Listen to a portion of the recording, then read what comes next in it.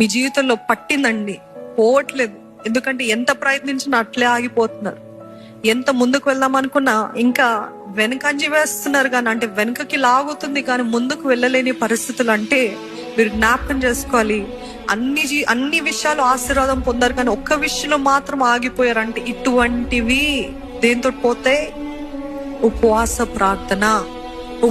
ప్రార్థన ద్వారానే ఇవి వెళ్ళగొట్టగలుగుతారు.